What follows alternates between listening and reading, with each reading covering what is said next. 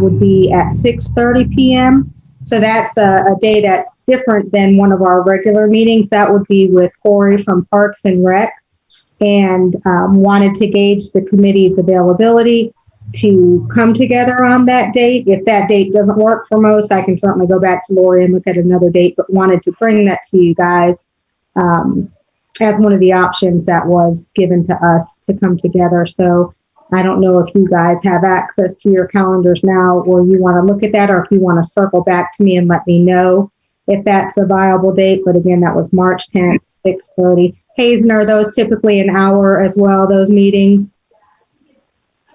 You're on mute. That's a good question. That's a good question, Marilyn. Those meetings can last longer. It all depends on their agenda, but my expectation is we'd be at the front of the agenda. So Okay. we can make sure we're at the beginning of the agenda. So if you guys just want to circle back to me and let me know if that day does work for you, and if not, we can look at something different. It works for me.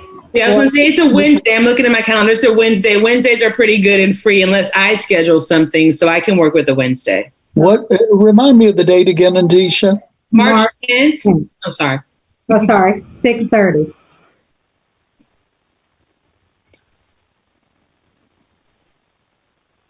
Ashley, I see Okay, you it's nodding. okay for me. Yeah, that works for me. I'm open. Bob, does that work for you? Since you'll be at your house, Bob? Bob told me he's not going anywhere. Okay, well, perfect. I'll circle back with Lori about that particular date and confirm with her. And then, of course, she'll send out information, the Zoom link and all of that. The other meeting was March 23rd, which happens to fall on our regular CDC date. And, you know, I did not write down a time for that, Hazen. Is that one also 6:30? Sorry, that was my fault. You're on mute still. Oh, sorry. I got That's okay. what's the committee? That was for, that's for Jay. Planning board. The zoning. March 23rd is the They zoning. normally meet at 7, I believe. At 7. So that would be our regular time. So does that work? Everybody okay with utilizing some of that time for that? Okay. I will circle back with her and confirm those. All right, perfect. I'm going to go out of order here just a bit. In fact, Hazen, I just saw the post earlier today that the town put up about some availabilities and vacancies for some of the committees, but I didn't see ours listed on there because we still do have 2 vacancies. I will check with Lori. In fact, I'll text her Okay. just so I don't forget it. So, Okay. And just to the committee, you know, I would love for us to have 2 more folks involved in this. So as we continue to move forward, if you think of folks or know of someone who might have an interest in serving on the committee, please do let them know of these vacancies and share that information where they can go on and apply, because I would love for us to have all 9 seats filled. So just wanted to put that out there that we still do have that available. And so I will go ahead and introduce Marie, and then after they speak, there's a couple of things I want for us to circle back to regarding the 21-day challenge, not only what we've done with the town of Matthews, but what's currently being done with United Way of Central Carolinas, and have a little bit of dialogue on that. But we have Marie Michelle Darcy from Matthews Playhouse with us, and we also have Cassie Prodan, who is their production manager. And I sent out some information prior to, along with a link for you guys to have the opportunity to go out and take a look at what it is they're doing. But they have a playwrights festival that is coming up, and it's specifically around original works written by Black and Indigenous people of color, BIPOC. We should all know that term at this point, but wanted to have the opportunity to come and talk to us about what they're doing, why, and if there's an opportunity at all for any type of collaboration around this. And so with that, Marie, I'm going to turn it over to you, and you're on mute right now. I know. Right. I'm just unmuted myself. What I wanted to do tonight, you folks have seen me and heard me before. So what I really wanted to do was to bring in another staff person tonight. And Cassie, who is our production manager, has been really spearheading much of this project in talking to the African American Playwrights Group. And she's really passionate about this. And I really wanted her to have an opportunity to kind of introduce herself, to have her maybe talk a little bit about the project. I am too extremely passionate about it. We're very excited about it. We've gotten, I think we have about 9 submissions so far, and we will be narrowing those down for some staged readings later on this fall. But I wanted to just give Cassie an opportunity to introduce herself, and so that you have another face that you can kind of another touchstone at Matthews Playhouse. So Cassie, with that, I'll turn it over to you, and perhaps you can speak a bit. Sure, of course. So hi, folks. As Marie Michelle said, my name's Cassie Prodan. I'm the production manager at Matthews Playhouse, and I've been involved with the Playhouse since 2014, and I came on as a staff member in 2016.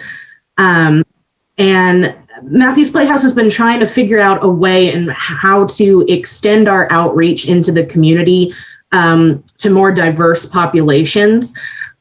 We began rather deliberately and slowly a couple of years ago when we produced some historically based shows like Freedom Train that talked about the life of Harriet Tubman, and we also had an original work, Sweet Jen, that was produced by one of our teachers, Lakeitha Blakeney. We've also had shows like The 100 Dresses that dealt with social justice. And so we started reaching out to other partners to seek advice and assistance on how we might proceed with ensuring that we have different voices that are heard and are being heard and supported at the Playhouse. In 2019, I was able to attend the North Carolina Theater Conference Producers Gathering, and that's where I met Vicki Linnell Evans, the head of the African American Playwrights Group, and I attended a lot of workshops on diversity and inclusion and equity, and it really sort of inflamed my passion to start making more stronger moves to work with diverse audiences, diverse voices. We are wanted to look at other options, other plans for the future, as well as creating maybe an artist advisory board or an artist advisory council of BIPOC artists who could help us establish programming or shows that would help support the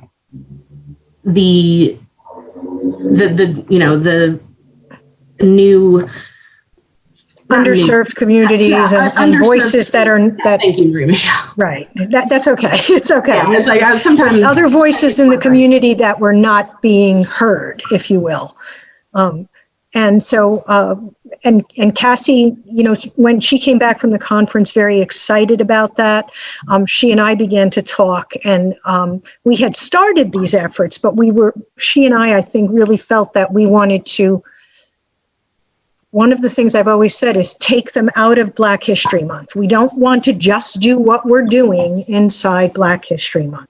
We wanted to make sure that as we began to move forward, that these events and the things that we were doing would be something that would be more widely accepted year long. So we had the idea, the Play Festival kind of was a brainstorm of June's, Cassie's, and Vicki Evans. And Cassie, I'll hand it back to you again if you want to go ahead. Sure. So the African American Playwrights Group, they already had a event established called Playwrights on Parade that Vicki had created. And it's a similar festival to what we are trying to recreate with Matthews Playhouse, in that it's all original works by BIPOC artists.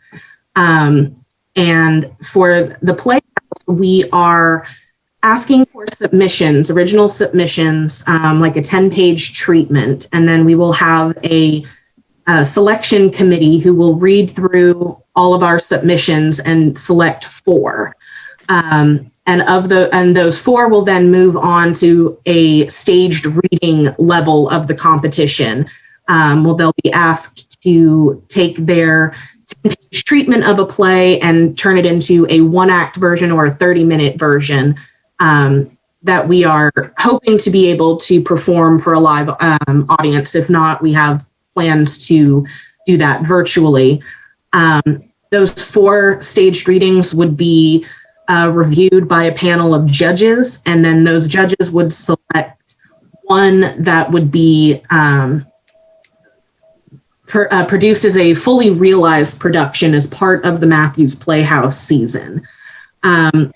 And we wanted to do this because we had, especially now in the downtime of Corona, where we weren't doing a lot of other camps and classes and shows that we normally do, we felt that this was the perfect time to really make moves and take action to promote something that would help with bringing in new audience and community members. And to, and to really just, extend our outreach in this corner of the county, here in the Well, south. we didn't mention it last week.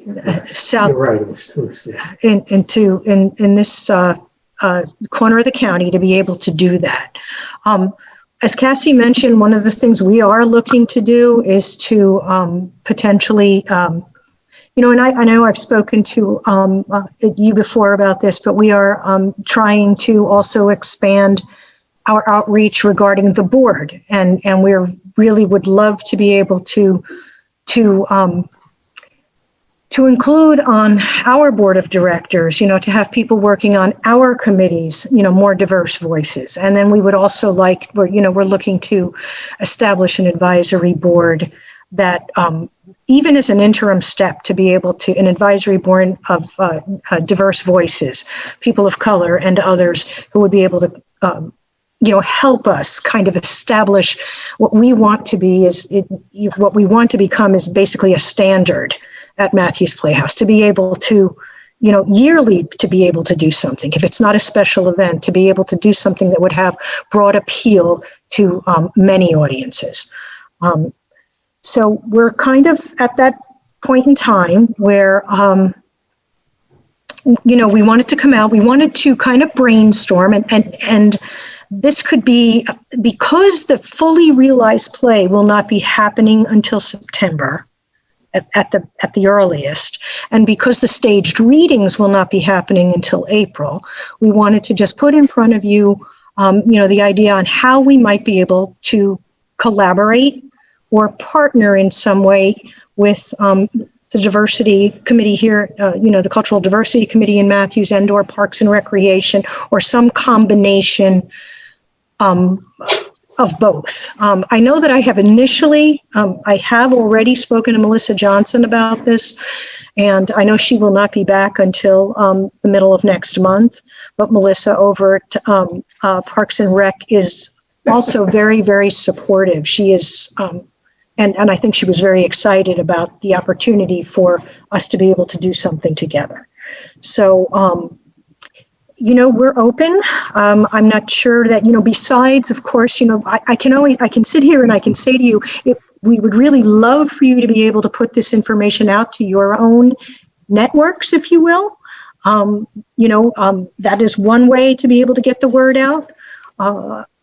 However, we'd love to be able to have real input, if you have ideas on how we might be able to collaborate together or come up with some way of, thinking perhaps like a special event. I think, Natisha, you were there for the Sweet Jen event.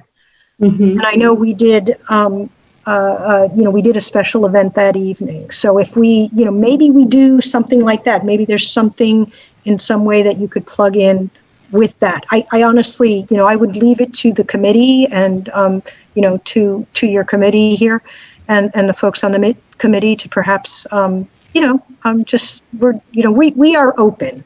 We are very open, and we'd love for you to partner with us in some way, and to, I think it would be beneficial to both of us. So tell me a little bit more about your thoughts behind that partnership. So I know one of the things that Hazen has been a challenge for us in the past is what we're able to share information-wise as it relates to something coming from the town proper. Right. So I'd love to hear your thoughts on that, Hazen. And I know for myself, I can speak outside of just the CDC and in my role and with Habitat. And for me personally, in my ability and willingness to share this information, certainly through the networks and the channels that I have as it relates to our social media, and even putting up something in there, say in one of our newsletters, about this being an upcoming event. But is there, and it may be early in the conversation for this too, and maybe that's part of where the brainstorming starts tonight, is looking at what does that look like to you? What makes sense, and how can we help support? So I'll jump in kind of quickly. We have the whole kind of use of the town's social media stuff is, I guess, difficult to access to, but Marie, I assume y'all see it the same way. This is kind of I see this as a partnership, certainly with the Parks and Recreation Department, right? So that's why I see the lock, let's say, of how do we co-promote it.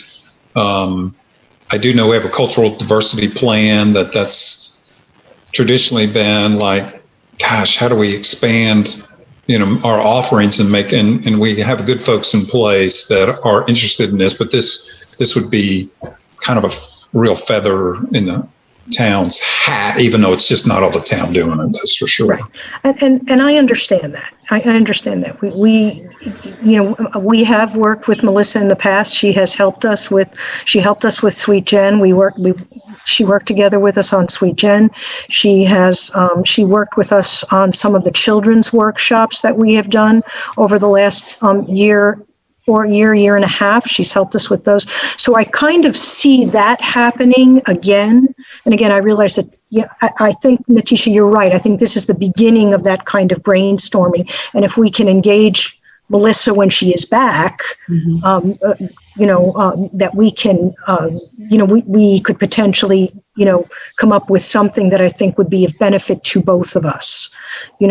Matthews Playhouse, we are passionate about this. I've said that before. We are extremely passionate about advocacy. And this is the time to, there is no time like the present, given what has gone on in the world in the last year. I do want to also let you know the Racial Equity Challenge is something I'm actually doing now as part of the, the United Way piece.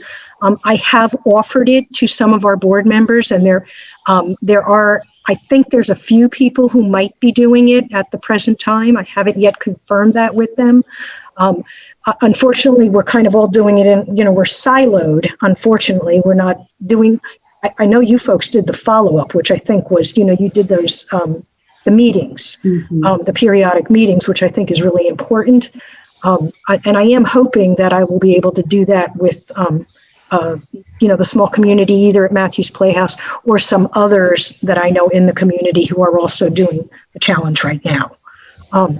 So but I just we are passionate about this. I think Hazen, you're right. I think what we will do is when Melissa is back and we can talk to her one-on-one, she has been a wonderful partner in the past, and she is too extremely passionate. We have a good working relationship with her. She's extremely passionate about social justice. So I see her as being a real advocate here as well. So, and if you need to speak to Corey, you don't want to wait, Corey, Corey's right there. Right? And I'm pretty much copying him on what I'm kind of putting together now, the things that I'm doing now for it. So, just because I knew that would really, that I really need to do that in the interim until Melissa is back, so I'm sorry, Chuck was going to say. You got a question? So Marie, when you When you did the piece related to, was it Sojourner Truth? No, Harriet Tubman. Harriet Tubman, yes. Yeah. Did you, was that not, I remember the night that we came and you had a gathering, was that not, did you not feel good about that? Yes, we did. We absolutely did. We had, I think we did, I'm not sure if we did. Oh, you know what? We had a special guest speaker. Yeah. After one of the performances, a gentleman came in from Those from Guilford College. A gentleman came in from Guilford College, and we did a talk back. And that actually, that might be something that we might be able to work into. I think that's a great model. I mean, I know people are drawn to some of the historical period pieces about Harriet Tubman, Sojourner Truth. These key figures throughout history. Can you look for pieces like that could be done? Yeah, I think we're going to be doing, I really do think that we're going to be doing more of that going forward. Actually, Lakeitha Blakeney, who did the Sweet Jen program, was actually, she was in the middle. She's writing another piece on another historical figure, a more contemporary civil rights figure, Fannie Lou Hamer. I don't know if anybody's familiar. You know who Fannie Lou, I know who Fannie Lou Hamer is. Yeah. And she was doing a piece on Fannie Lou Hamer. That was actually supposed to be part of our season this past year. But with COVID, it never happened. So we were going to do that. We were actually going to do that outside of Black History Month. We had planned on doing that in April of 2020, but it never happened because of COVID. So we are, as I said, we are certainly open to lots of things. And I think, a talk back maybe after, depending upon what the topic of the show is, Cassie, whatever is chosen as the winning piece for September, maybe a talk back is something that could be. We don't yet know the topic. We are right now, we just don't know. We don't know what the winning play will look like. So, but that would certainly be something that we could potentially look at if it was appropriate for that particular show. So I think that's a great idea. Oh, well, I think this is a good starting point because it's the information sharing, right? As you said, we don't know yet what the subject matter will be. I think certainly, on behalf of the committee, it fits right in line with the work that we're doing, and certainly in bringing the representation to the Playhouse. We would love to see that. I had another thought, because guys, this happens and we haven't been together for a while. Well, you get brains. More than one brain is always good. I had another thought about when I think about, we've had mention now of the 21-day challenge in this, and hopefully some of your board members are participating in this, but perhaps there's another way when we think about how we want to promote this as a committee, because Marie, one of the things we did lead a 21-day challenge back in November. We started specifically first as a committee because only Chuck had taken the challenge prior to, so none of the other committee members are. And so we certainly wanted to be able to say that we had participated in this. It gave us a better understanding and certainly in how we move forward. And as part of that, we had invited the mayor and the commissioners to participate in the challenge. And so the mayor accepted, as did 5 of the commissioners. And so it was a great experience. It was our first time doing it. So we were learning it as we were going through it as well. My thought as you were talking and the dialogue that was going back and forth, when I think about how we can help be a conduit of change, perhaps one of the things we can do as a committee is offer ourselves up to go and speak to folks like your board and tell them about this challenge and the opportunity, the importance and the value, the return when we think about diversity and inclusion efforts, making that formal invitation to participate in the challenge that we want to continue to offer as we move forward to town residents. And so one of the things we're going to talk about tonight is what that looks like for us going forward. I think initially we talked about perhaps being able to offer the challenge quarterly and kind of as needed, or if there were particular groups that we could engage to participate in this. And so maybe that's part of that as we have the conversation, and I'm speaking to the committee, we think about that, how do we kind of plant that seed? Certainly when we have boards and folks that are in positions, I'll say positions of power, but certainly in promoting the value of and the importance of having diversity amongst your board, Right. and representing the people that in a nonprofit sector that you're serving.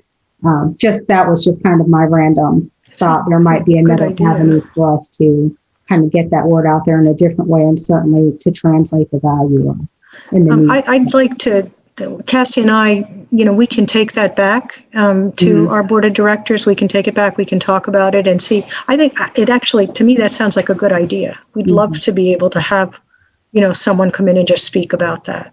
They need to hear it from somebody other than me. And I know that, right, with my role as well, sometimes it helps when you hear it from someone other than us. Yes. So I understand the value in that. So we'll chat about that as a community. Okay. Too. All right. Hazen. I have a money question. It's kind of my job, but I do remember, it's, 10, 15 years ago, Playhouse used to struggle financially. And I just remember having those annual conversations, and they were just painful for everybody. We haven't had those conversations in 5+ years. And, we would learn about like copyrights and how expensive those are, or that's not the right word, whatever that word is to use. The rights. You're right. Yeah. You're correct. Book or, whatever and then the orchestra, anyways, that's not my point. My point is, I assume for the Playhouse, this project, while it's the right thing to do, is a money loser. Or do you think, look, I think we can break even with this because it's going to cast to a wider audience, and have y'all like how do the numbers work on y'all's end? Cassie would be better able to speak to that. I'll let her, because she is. I didn't have anything to say. Yeah, we, one thing that in our talks with Vicky that I've taken away is that like the audience is out, like the audience is there, the community is there. And so for me, I think, if the Playhouse, I think, is in a spot where if we have shows that are not necessarily money makers for the Playhouse, I think that the purpose behind it is stronger than that. I think, right now, since this is our first year doing the Playwrights Festival, we are anticipating it's going to be a little bit of a smaller turnout. Possibly, we're not doing as many performances with it as we would like if we are doing a summer musical. But I feel pretty confident that we'll be able, that, the audience is there, the people are there who want to hear these stories. So I think, it may take a year or two to get it rolling, but I feel confident that this is something that we could easily incorporate into our main stage season on a regular basis, rather than it just being a, this is our diversity piece for 2021. I really want to make it something that is incorporated as a regular part. And I think you might be surprised, given the climate and everything that's going on. I think there's a genuine desire to learn more and to be more inclusive in what people are involving themselves in. So I think you might be pleasantly surprised with, even right out the gate, getting a better response than you might anticipate. And I think you're going in the right direction in making this a part of your regular programming. And I know that's something we've talked about in the past that you've tried to be intentional about. So because I think my personal opinion, I think given where we are in our state of affairs, people are past lip service, and so we're talking about it. So what are you doing about it? And so I think that people are going to be called to the table a lot more. And so I think that that's great and I've heard that from you guys since I've been working with you. That's been your goal. I wonder part of the struggle and the buy-in. So I wonder if we can. Mark, I think you're still not be muted. present and true to our faith and still witness to other people without necessarily quoting the Bible and doing and sitting down and saying prayers. Isn't it more about how we treat one another I can't mute and have fidelity to what we're doing?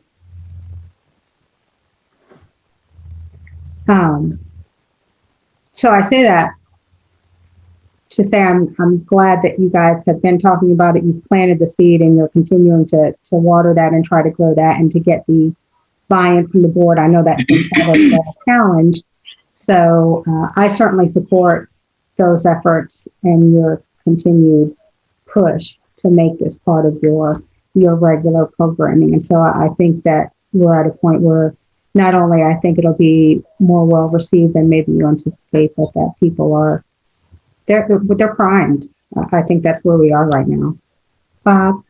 I think Mark was trying to address us actually, and I didn't catch all of it. So that's I want to check and make sure. Is that true, Mark?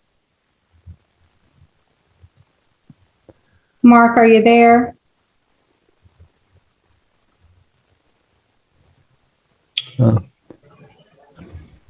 I understood him to try to say something like to be more inclusive about, without getting specifically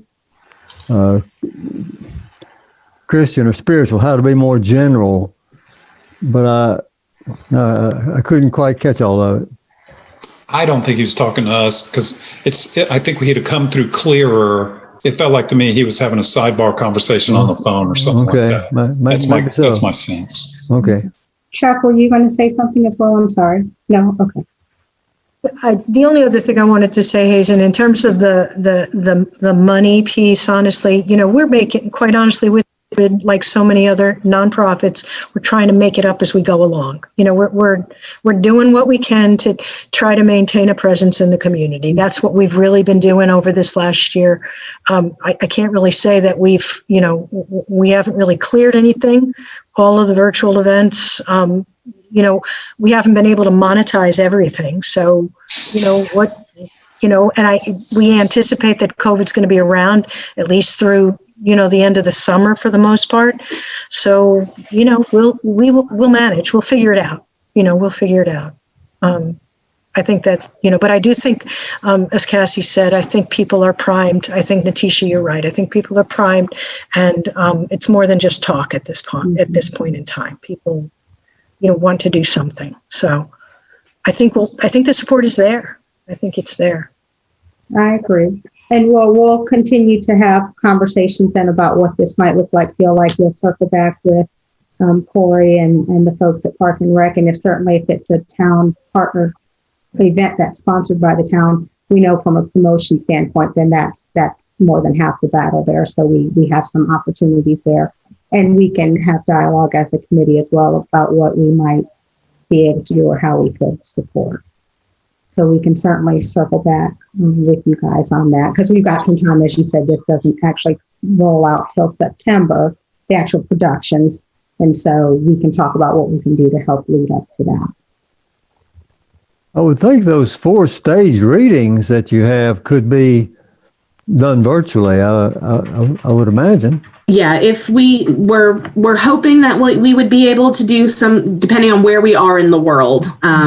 Come April, we're planning for the performance April 10th. So depending on where we are in the world, we're hoping to do it in person. But yes, this is for the staged reading portion of it. It can very easily be switched gears, and the rehearsals done virtually. We can pre-record these performances and put them together as a video that could be hosted or monetized or something, like we would an in-person performance. So yeah, there's definitely ways that if the COVID world is not cooperating with us, we have ways to work around it.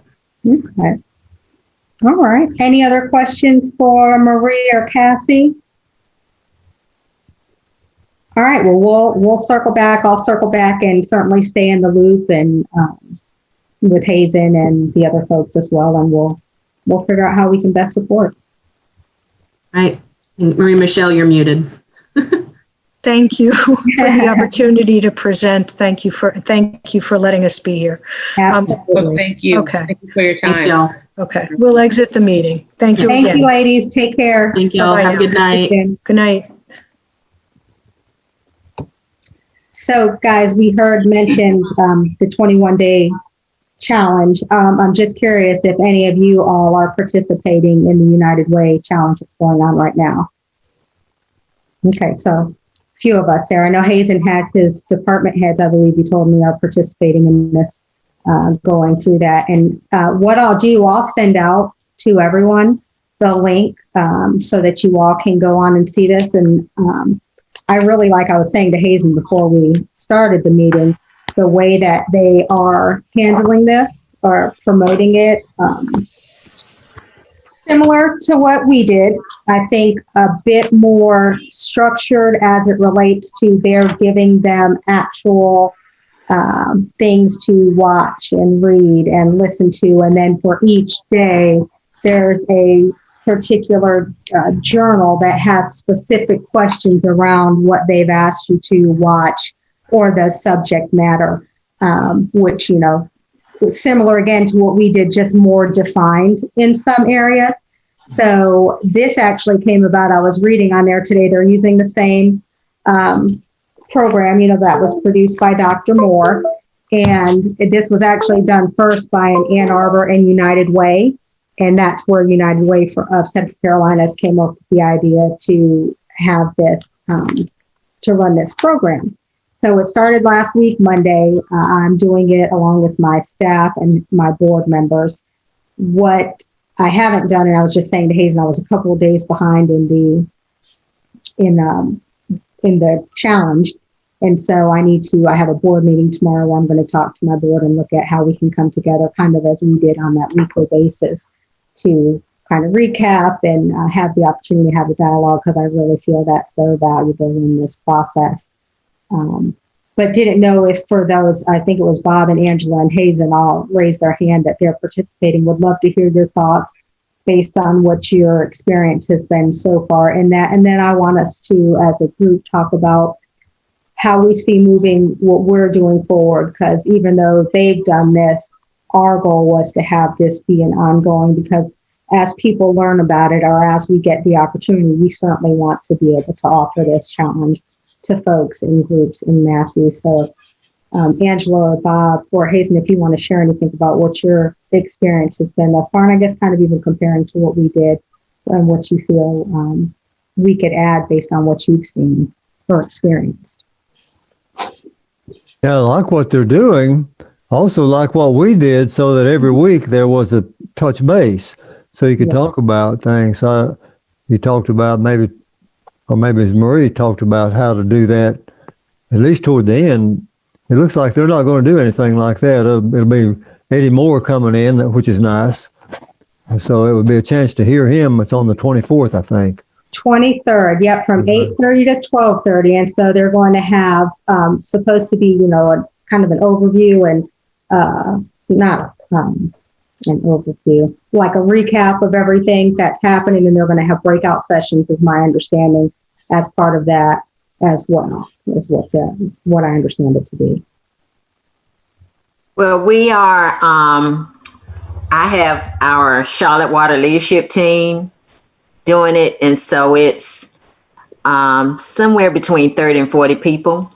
Okay. And so what we decided to do is to engage a gentleman from our ODL, that's Organizational Development and Learning Group, to be a facilitator.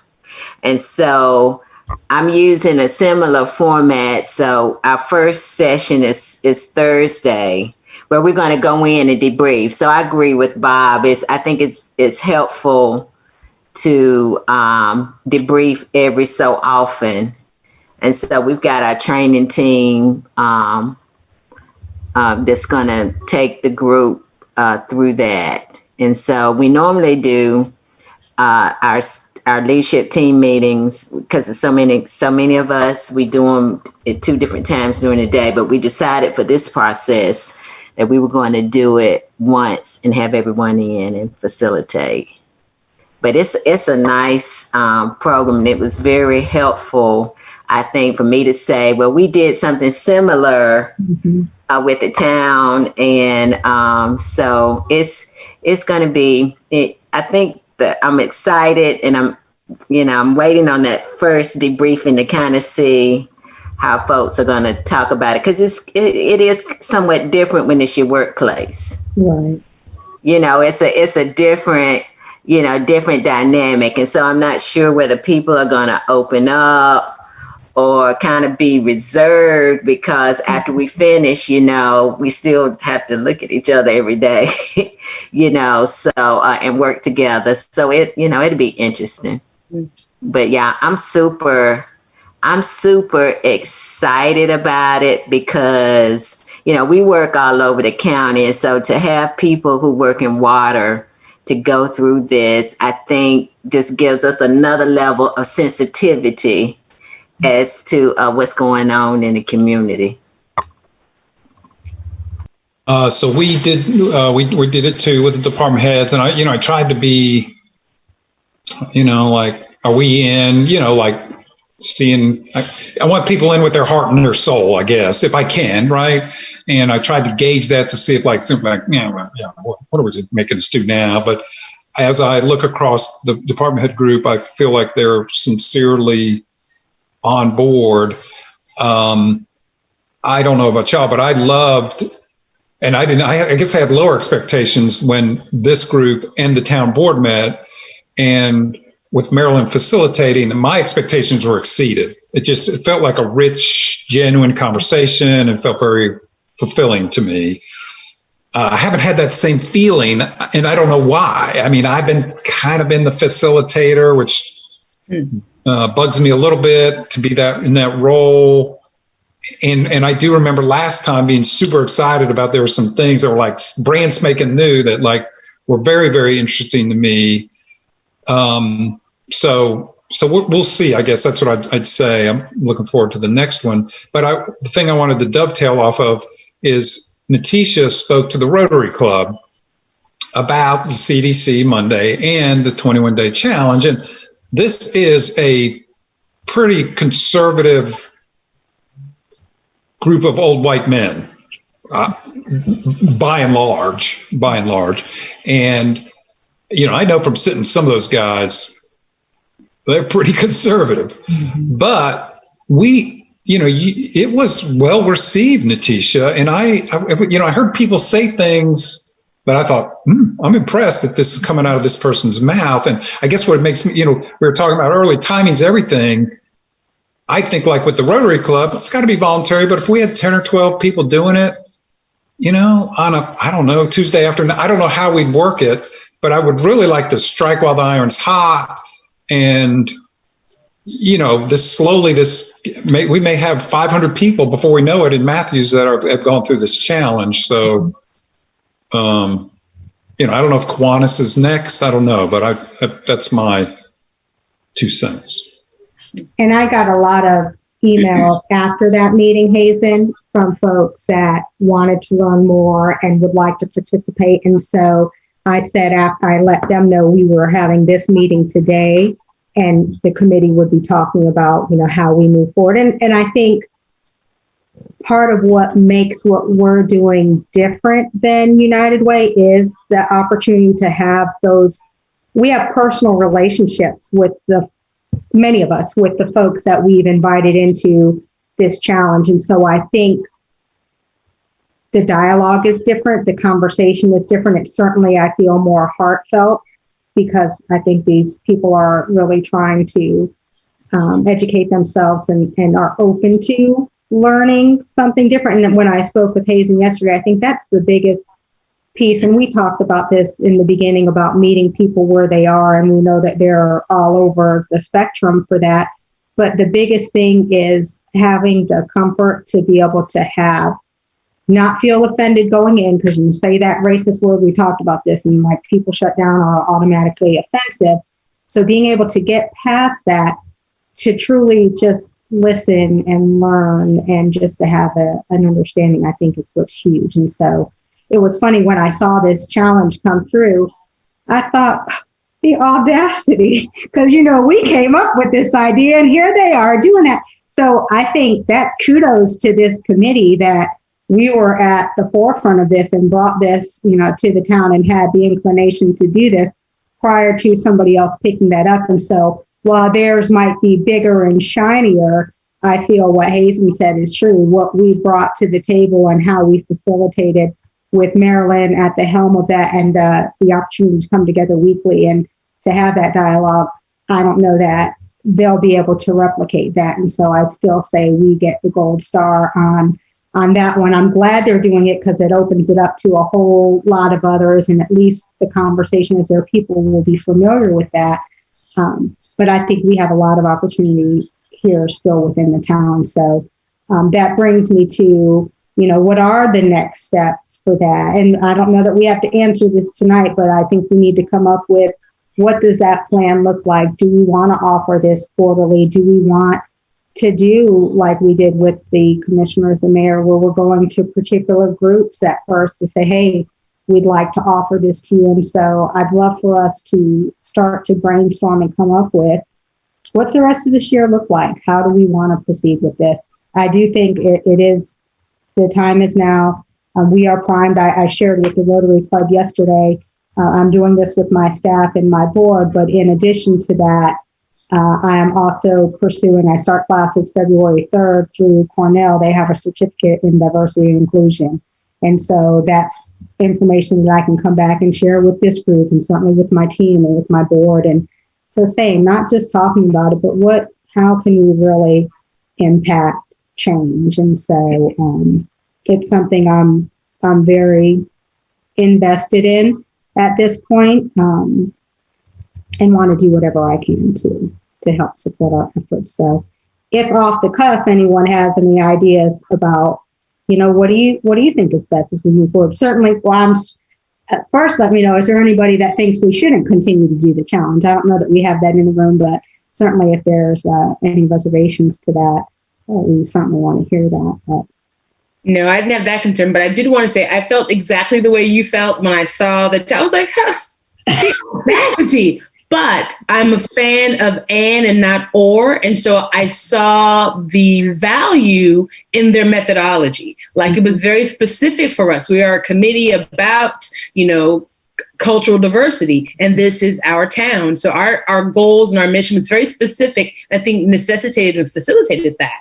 But they're like Bank of America, blah, blah, blah, big organization. So I think in that regard and in that model, say if we wanted to do other cities in the, town, in the state of North Carolina, that I think that might be a better way to facilitate it if it's larger, to have people take ownership. And, so I saw the value in it and being another way to kind of do that when it's larger. But yeah, they followed our shine. But, I looked at it as a really cool thing, because I think that's good. I like our way. Wonderful. I think it worked well. And I think that can be a model that can facilitate something that way. Because honestly, I meant to join up and then life went on, but I still am going to try to sneak into the town. You can still go. I thought it said that you could. So yeah, I definitely plan on, because I want to hear his spiel. We did his thing. So it's like, I didn't want to do the whole, day thing, but I certainly want to hear his 2 cents, and I'll put my 2 cents in. So I plan to join for that. They got 13,000 people doing this thing, Right, yeah. They couldn't do it our way. No, well, that'd be tough. Marilyn, I'm with you 100%, because if you could have seen my face when the email came through, I was like, oh, okay, I see you. Y'all didn't see us, but I see you. That's okay. Yeah.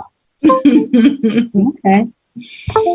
Anybody else have any thoughts about as we move forward? I don't know.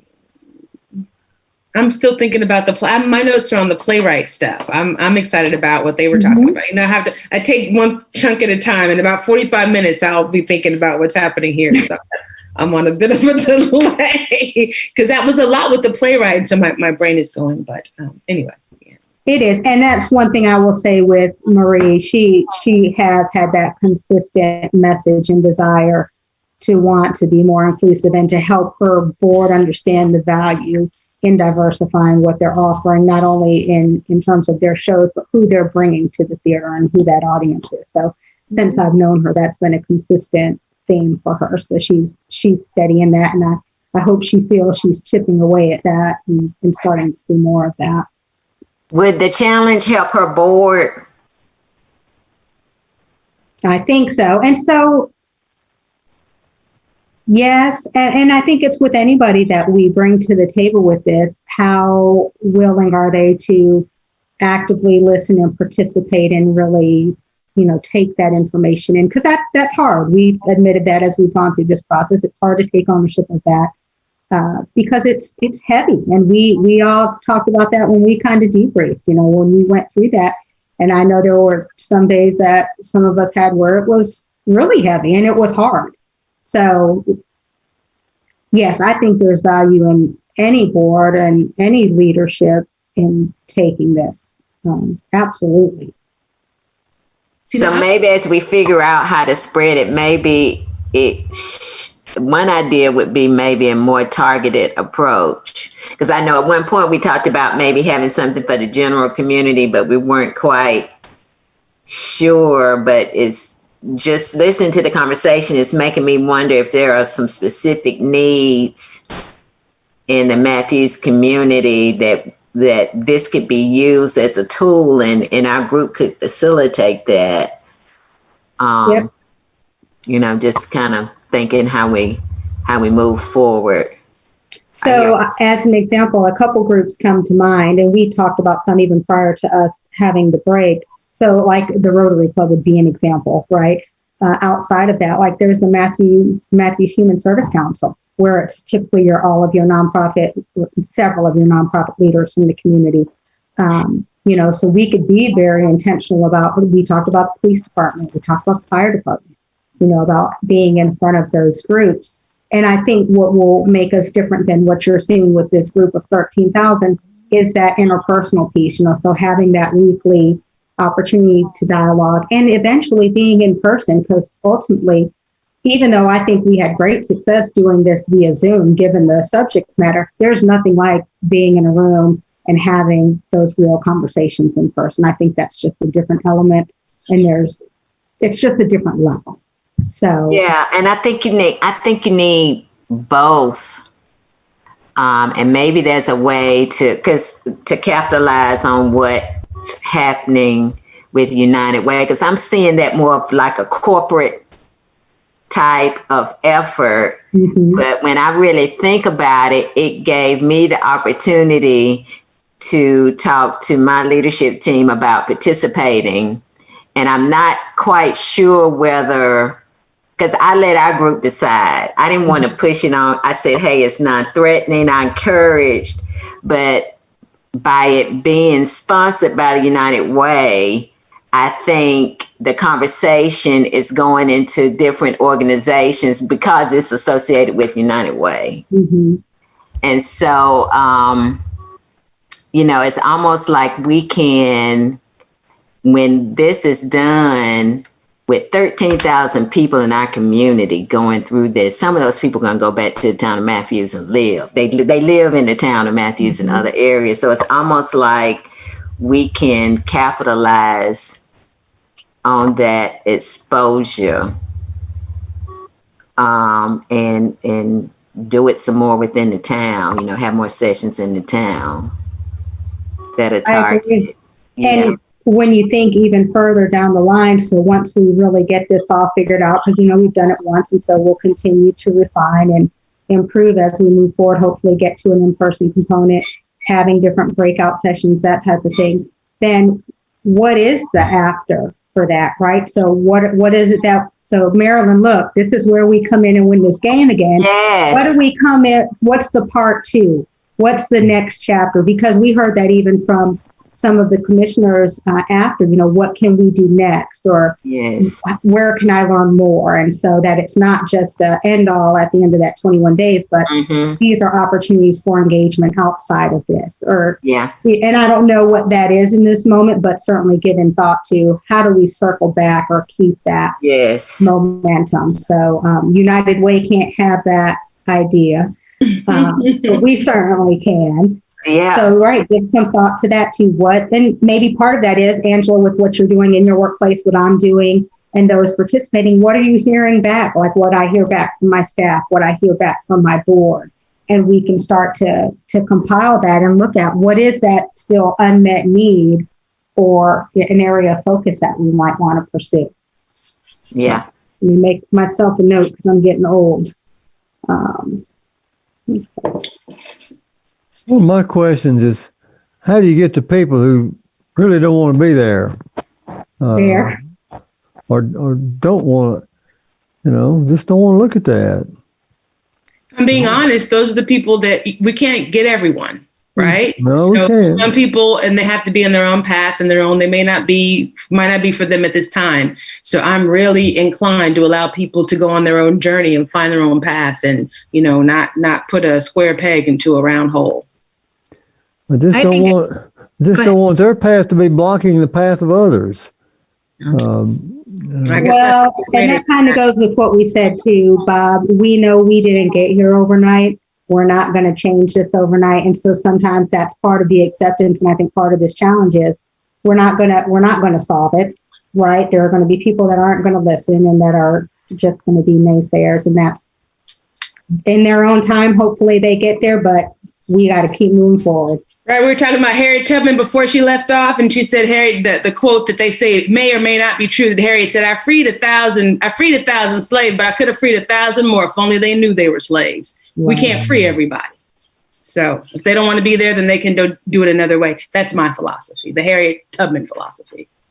Ashley, you were going to say something. I was just going to say, after just kind of taking it all in, I agree with Angela about taking a more targeted approach. I really like the idea of focusing on the 21-day challenge, but also with public service sector, like you were talking about, Natisha. I really like that idea. Those that really, interact are leadership, and hopefully that starts to kind of trickle down, and then they take it and they take it, they take it.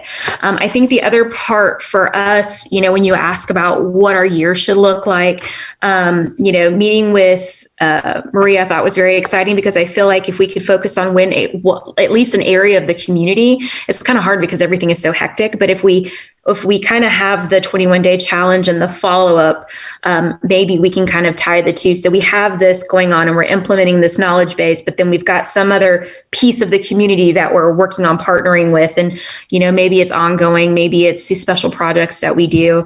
But I like kind of the idea of we've got this knowledge base, this commitment, but then this is how, we're showing it. And I think, also, Bob, kind of going to what you're saying, I think if we continue to bring our presence out and provide opportunities, eventually they're just going to start seeing it everywhere, right?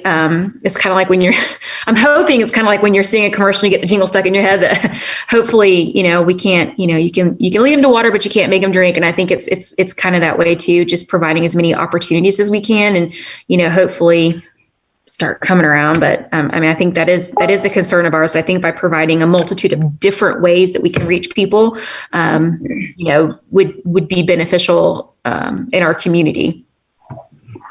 Agreed. And, when we think about events, that's one of the things we've struggled with since the formation of this committee. But this certainly gives us the opportunity to have that tie-in. So great, you've learned this, you've learned this, you've learned this, and here's a chance for you to experience that or to whatever.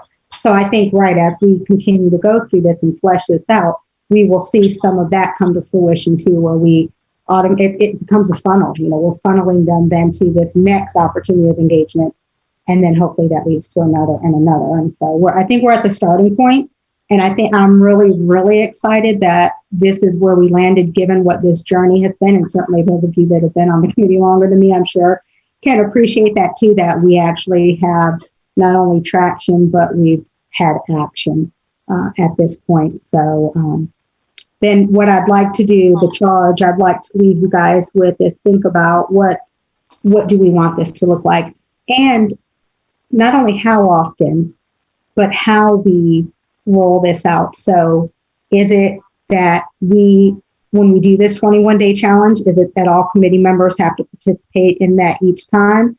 Do we have a rotation of committee members present? So thinking about things like that, what makes this more realistic? Certainly, I'm very aware that we all have lives outside of the work that we do here. So in being fair in that, in terms of time commitment.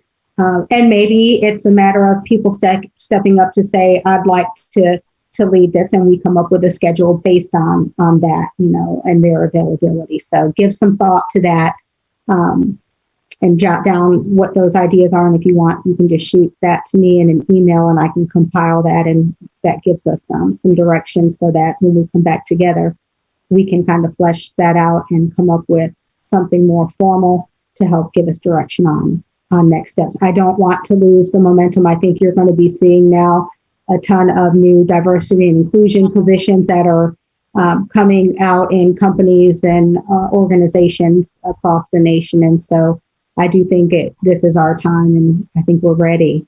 And so I'm excited to have you guys here to help move this forward. Let me see. I think that's all I had written down. Any other business or anything that I've missed? Yes, sir, Chuck. Just wanted to say, I'm not sure who had exactly made the quote, but I think most times it's attributed to Friedrich Nietzsche, and it's what we're doing is a long obedience in the same direction. And it, as you've said, Natisha, it just takes time, but we have to, every single one of us has to show up at every single point in this and keep doing the kinds of things that we do. So, and Natisha, may I just want to make an announcement about something real quickly.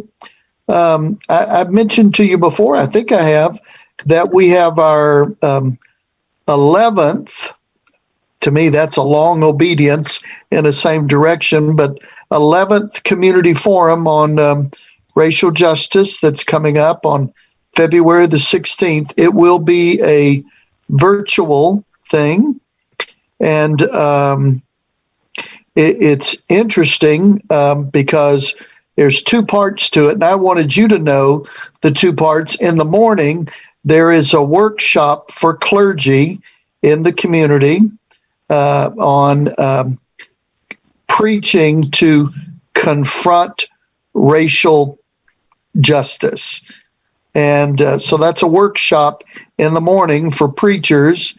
And then in the evening is we're using the book, Who Lynched Willie Earl? And I've told you before, that's the last lynching that we have on the record books in the Carolinas.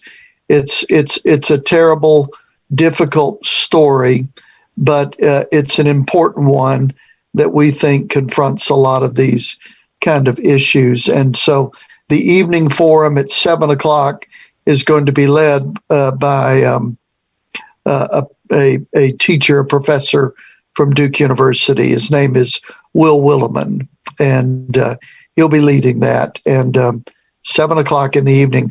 Natisha, maybe I could just send you a flyer, which would help you all to.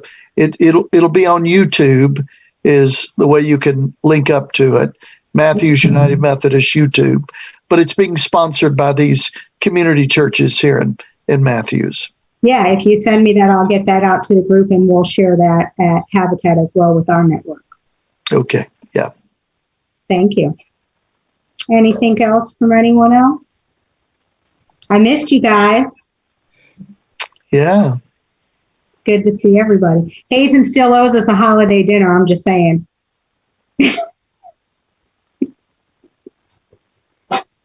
Oh, I just want to say something about January 6th was a real significant day for us, for the country, and I don't know what to do with that or where to go with it, but some of what we do ought to be of some kind of influence to keep that from happening.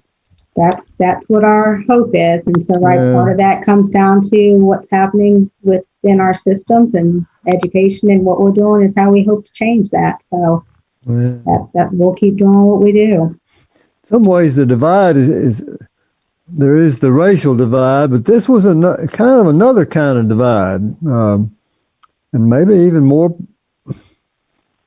I don't know, but it's pretty intense. It's a pretty intense thing. It's scary. It's a scary time, Scary. and there's a lot of uncertainty, and I think so much of that is in when we talk about education and awareness. You know, when people hear things repeatedly and start to believe that, and it's so far removed from the truth. How do you combat that, and how do you get the right message across? And I don't know the answer to that, and so I think for me, you know, I try to keep my eye on the prize, and certainly I'm aware, and I touch what I can and do what I can where I can, but I keep it moving forward because, right, it's easy to get distracted, and that's part of what that's intended to do, is to take your mind off of what you're trying to work on and to move forward. So, Well, my concern is how you talk to the younger generation about it. And so, on one hand, you're correct, it's a distraction. On the other hand, it's a reality. right. And so I have these two African American males, 24 and 20. And so what kind of conversations do I have with them about how they matriculate through society? And I wonder if other parents had to have the talk again with their sons the way I did, because my son is at USC in Columbia in South Carolina. And so he was going to study in Charleston. Did I feel comfortable that he could get in his car and get to Charleston without any trouble?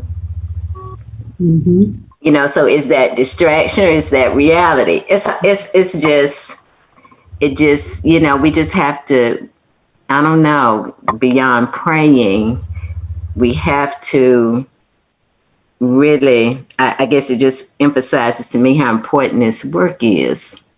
Right. Because it's a different kind of conversation and thought process when you're a person of color. Mm-hmm. And I don't want to put something in, implant something in their brains that isn't true or fair. I want them to learn people by the content of their character and not the color of their skin.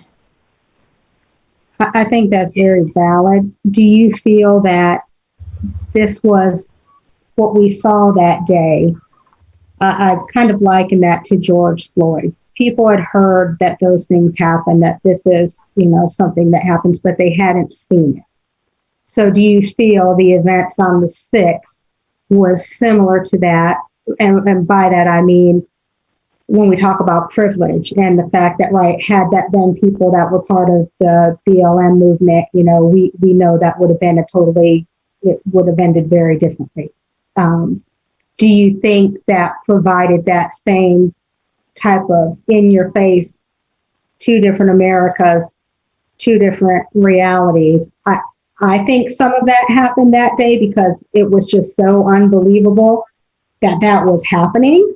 And right, I don't know the answer, Angela, and do I think it is reality? And you're absolutely right.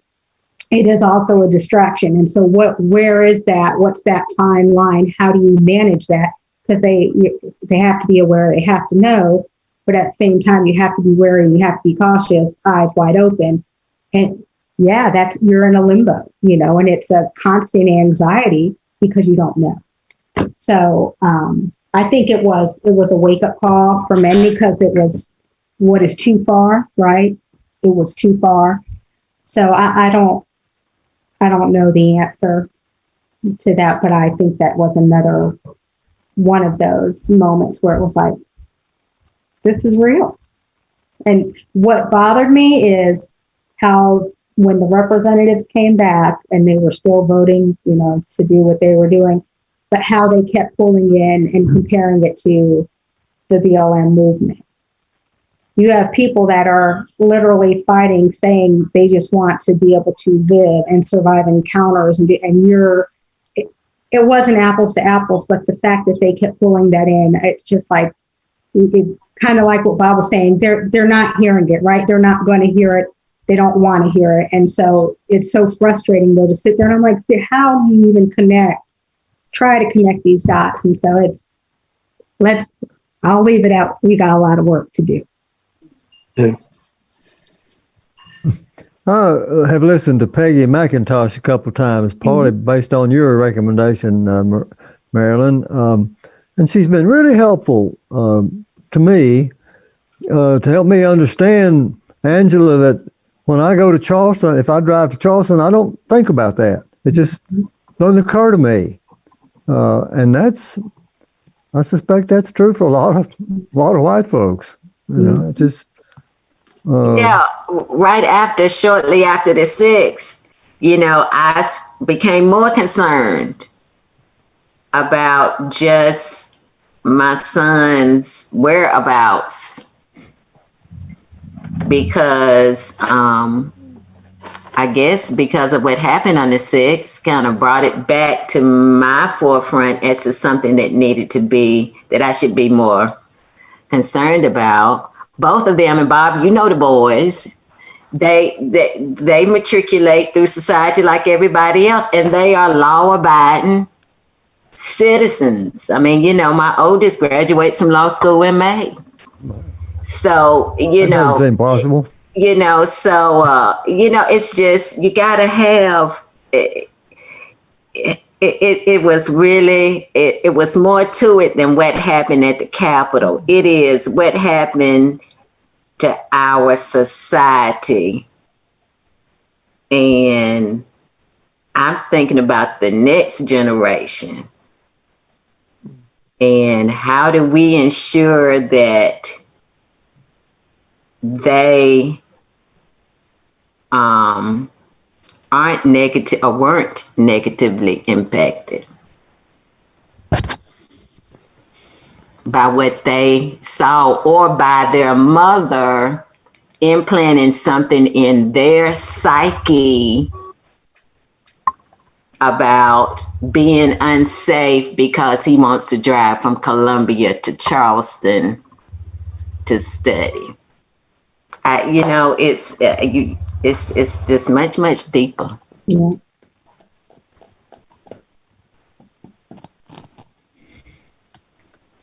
I can't wait to say that Thursday when we do our 21-day challenge.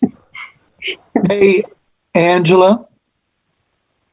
Yes. Angela, I want you to run for mayor of the town of Matthews. Okay. All right. I'm just planting that seed right now. Okay. In fact, I think we got a bunch of mayors right here that could really carry it on. So. All right. Any other business, guys? I have a question, actually. I recently made a contact with somebody who works over at the Global Studies Department at CPCC. You were talking about younger generation. But they do a lot of global studies. And of course, we have Levine campus over near us and kind of in our area. But they are doing she just sent me a flyer this afternoon. So I wasn't sure kind of how, because this is still new for me, but I wasn't sure how you'd like new business to be brought up. But she did send me a flyer, and they're doing a study abroad to South Africa. And so they're talking a lot about the apartheid, and they're doing a study on Trevor Noah's book, and then conversations with a former prisoner, Mandela's prison guard. So they're doing some different events and things like that. So she sent me the flyer, and I'm happy to pass it on. I wasn't sure if that was anything that we would want to share in our group or do, but send it out to the masses if people want to want to see, again, it's through CPCC, so, and Edu Africa. So they're doing I think it's a 4-part session. So thought it was interesting and wanted to share with you guys. Okay. Yeah. Yes, If you want I want to it. say it again, Marilyn. I was going to say, yes, send it to me. I definitely want to see it. Yes, please send Yeah. it. It seems really interesting. So I'll forward you guys the flyer and so that you guys can see it. Okay. That sounds perfect. All right. Well, again, we all have work to do and coming up with what we want this to look like, and if we're interested in facilitating and what that might mean, because as Marilyn said when we were together last, we want somebody to have at least some good knowledge from the topic in order to be able to do that in a way that we feel proud of. So feel free to shoot that to me in an email or whatever you want to do, or email me if you have questions or whatever. But if there's nothing else, I will call it at 8:20. And it's good to see everybody. Good to be seen. Is that the motion, making a motion to end the meeting? Can I second that motion to during the meeting? All right, guys. Well, you take care and we'll chat soon. Okay. Good night, everybody. Thanks, everybody. Good to see you. Good night.